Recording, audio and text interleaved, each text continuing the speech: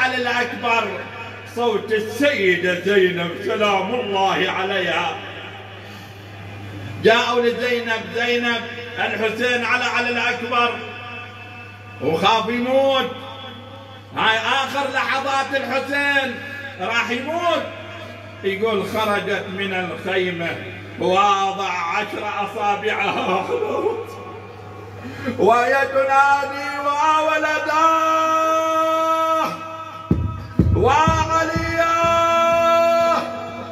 هنا الحسين عليه السلام سمع صوت السيدة زينب، يقول قام الحسين من على الأكبر قالها زينب اخرج. نعم ادخلي إلى الخيمة، ادخلي إلى الخيمة.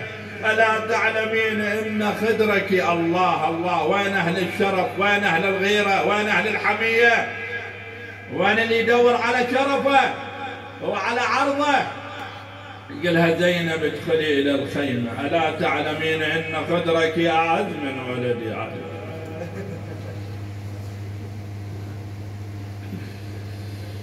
هذا الموقف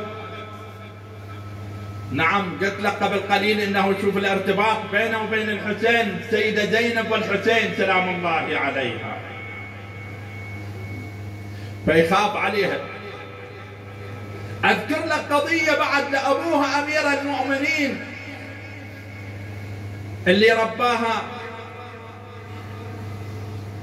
تربية الهية ربانية اخواني. يقول لما دفنت السيدة فاطمة الزهراء، سلمان المحمدي كان يقرأ على رأس الصديقة فاطمة الزهراء آيات من القرآن. شوف اسمع وخلي بالك ايش قد محافظ علي بن ابي طالب على السيدة زينب سلام الله عليها. يقول اجى امير المؤمنين حافي القدمين، علي مكشوف الراس،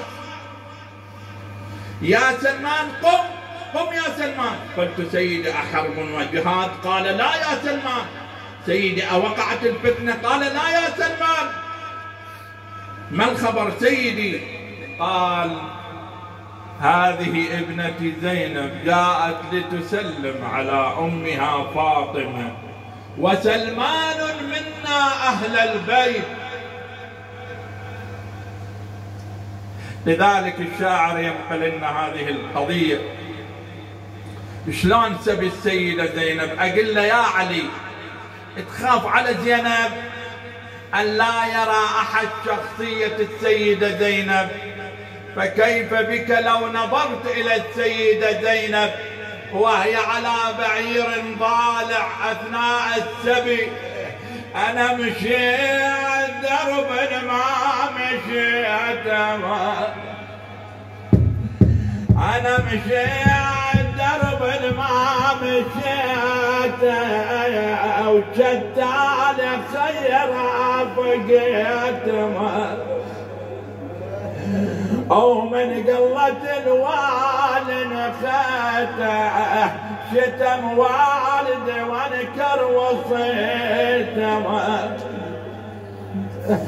أنا متحير واصفد باليدين باليدين، لا عباس يبرد